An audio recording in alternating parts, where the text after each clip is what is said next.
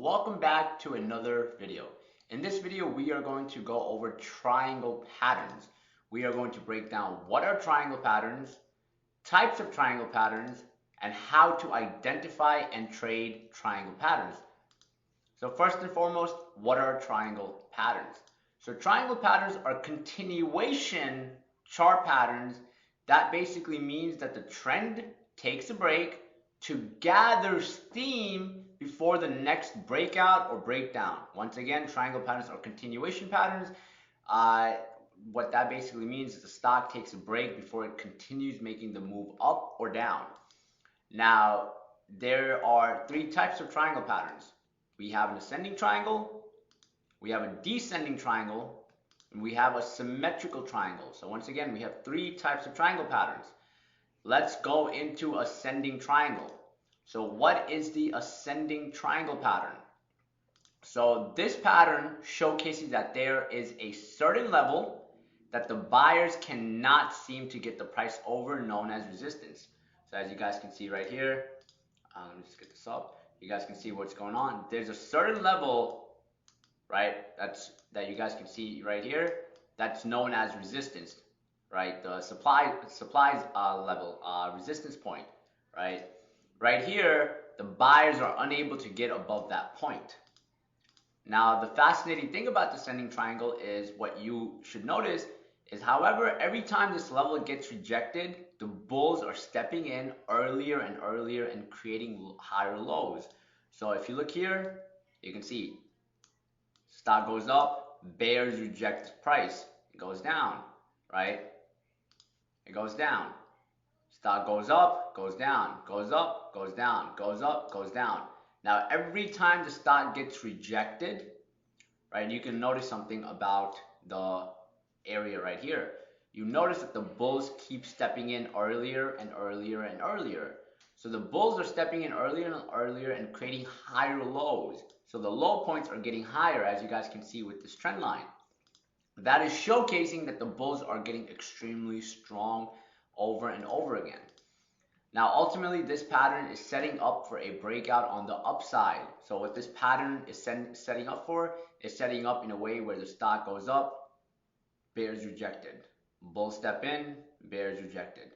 Bull step in, bears reject. And as it gets closer and closer, there is a very high probability that this may possibly break out and make a big move up. That is the ascending triangle. Now let's look at some examples. If you look right here, we have an ascending triangle example. Stock goes on an uptrend, right? Takes a break, gets rejected. Pulls back, buyers step in. Goes up again, gets rejected at resistance level once again. Buyers step in. Now if you notice from 2.2 to 0.4, what happens? Buyers step in higher. Goes up again, and what do we have here? We have a strong breakout. Strong green candle. Nice volume there, and that's a very, very strong move up, right? The breakout happens. Let's look at another example. Same thing here. Stock goes up, gets rejected. Bears step in. Bulls step in, bring the price up again. Price gets rejected. Bulls step in. Now, if you notice something about the bulls, they stepped in higher, showcasing their interest. Stock consolidates, and then boom, strong breakout. Now, if you were to trade this, how would you trade it? You'd look to trade on the breakout and put your stop loss a little bit below. We will get more into this in the upcoming lessons, but the trade idea would kick in after the breakout. Once again, we would want to see a strong breakout, strong candle, strong volume. All of these things would have to be looked into. Now, what is the psychology of ascending triangles? Because like I mentioned before, I want you guys to understand the patterns without just trying to, memorize them. You need to fully, truly understand the story behind them so you can properly trade them. The psychology behind this is that the bulls keep pushing the stock up in the price until they get overpowered by the bears, right? The bears attempt to push the stock down. However, the bulls are persistent and the stock sets a higher low. So basically, stock goes up, gets rejected, right? As it gets rejected, if you notice, bulls keep stepping in higher and higher. So the psychology is that the bulls or the buyers are more aggressive and they keep stepping in as this gets rejected. As it gets rejected, they step in higher and they step in higher. If you notice something, it's not perfect. It's never going to be perfect, but the idea is as this range gets tighter and tighter and tighter, that showcases that the buyers are getting stronger, right? There's sellers here, buyers are getting stronger, but the trade does not kick in until we see a strong break from that point. Next, we have the descending triangle. This pattern showcases that there is a certain level that the sellers cannot seem to get the price below, known as support. So sellers are unable to get the price below this level, known as support. However, every time this level gets rejected, the bears are stepping in earlier and earlier and creating lower highs. Gets rejected, bears step in. Gets rejected, bears step in. Gets rejected, bears step in. What do you notice every time the bears step in? Stepping in earlier and earlier and earlier, showcasing that they're strong. Ultimately, this pattern is setting up for a breakdown on the downside. There is a move here and it breaks down. That would give us a solid entry to take on a short position. Descending triangle example, right? You can see buyer step in, boom, gets rejected. You can see same level, same support area, right? Bounces off the same support area, goes up, gets rejected. Comes right back, rejected, boom, breakdown. Now, if you notice something, you can see that these levels keep getting lower. That is showcasing that sellers are stepping in earlier and earlier and earlier. And once again, when you get a strong breakout, very tough play here, by the way.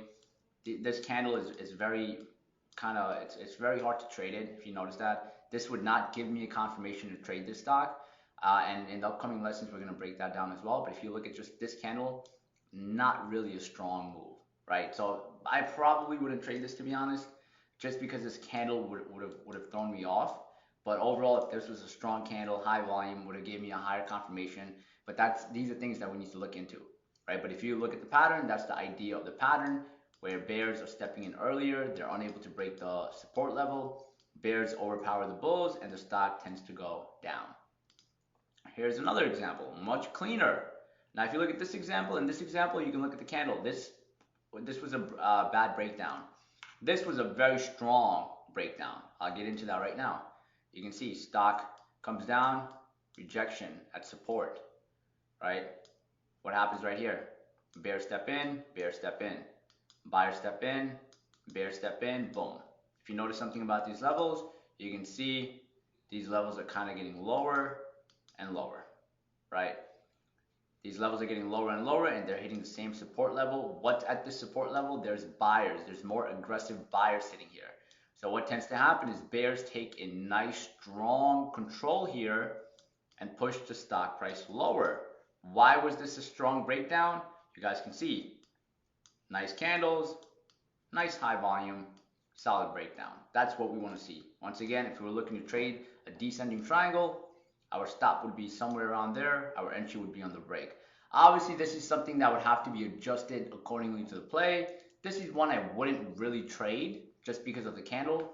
This is one I would trade, and obviously setting your stop loss, making your entry point, something we will get into. But that's something where on each pattern, you have the same idea, but the entry point and the exit point are going to alter a little bit. Here's another one, descending triangle going the other way. Same example here, right? You can see seller step in, but instead of this breaking this point, breaking the support level, what happens? It goes the other way. Can you trade that? Yes, you can trade that. Me personally, I wouldn't trade it unless it breaks the last low. Right, I wouldn't, the last high low right here, I wouldn't get in until it breaks that. But there are times where the descending triangle does fail. So don't think it's always going to work, or any triangle pattern, don't think it's always going to work. Make sure you have the confirmations, make sure everything's working accordingly before you take on the trade. And you can see here, it doesn't break. Some people take on the short position here thinking it is going to break, and then it starts reversing. What is the psychology of the descending triangle? So the psychology is the bears keep pushing the stock down in the price until they get overpowered by the bulls at the flat support level. The bulls attempt to push the stock higher However, the bears are persistent and the stock sets a lower high, which is the upper trend line. So basically, bull step in, bear step in, bull step in, bear step in, bull step in, bear step in. Bears are stepping in earlier, showcasing their strength. If they can break that point, there's a very high probability that this stock will most likely go down. Last one we have is called a symmetrical triangle.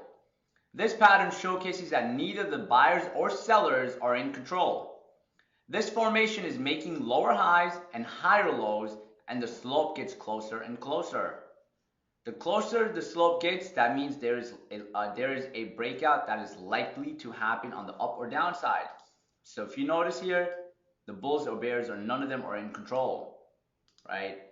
It forms a slope-like formation where the range gets tighter and tighter. You can notice the range is getting tighter and tighter and tighter. As the range gets tighter and tighter, at times there's a possibility that the stock either goes up or it goes down. Let's look at an example. If you look right here, you can see stock goes up, bear step in. Goes down, bull step in. Goes up, bear step in. The range gets tighter and tighter. The highs get lower and the lows get higher, right? And then the move that technically is supposed to happen can happen either on the upside or either on the downside. That's where we wait for the break. We wait for a strong break. I would wait for the stock to break one of these levels. Just because it gets outside of these lines is not enough. I want to see it break a level as well. So for example, if you look right here, right, you can see there's the symmetrical triangle forming. Rejection, bull step in. Rejection, the high gets lower. Boom, bull step in. Low gets higher. Boom, gets rejected. Right, the high gets lower, the low gets higher. Right, and then what happens? It breaks out. Now, what level do I care about the breakout? I want to see it comfortably break that level. Up until it can comfortably break that level, I'm not getting in. I personally would not get in if it just breaks that level. I want to see it break a confluence point where it breaks this symmetrical, this resistance level, and it breaks this trend line. If it breaks both of these levels, it would give me a strong move. This is the only time it kind of breaks that level, and you can notice if you look right here, a little stop there would be okay. It kind of tested it and then ran right after. Here's another example. You can see, goes up, gets rejected, bull step in, gets rejected, bull step in, boom, strong breakout, volume. You can see the continuation move. Same thing here, entry, I would get in right there. Why over there? Because it breaks the resistance point of the last high, and it's also breaking the trend line. That's giving us a strong entry point. And boom, stop. I would put the stop most likely below this candle, somewhere around there. And once again, we will go over stops, where to put them, how to place them. On every trade, it's going to be a little bit different, but it's very important being able to identify which level to put them in and how to possibly control them. So what is the psychology of symmetrical triangles? So basically, it's a tug of war between the buyers and sellers. As the two lines get closer and closer together, there's a possibility of a huge move up or down. Whoever wins the battle will be the one you want to catch a ride with by entering a buy or sell order, right? So basically, no one's in control. Buyers and sellers are fighting. It's getting tighter and tighter, and whenever you see the move up or down, that's where you take the trade.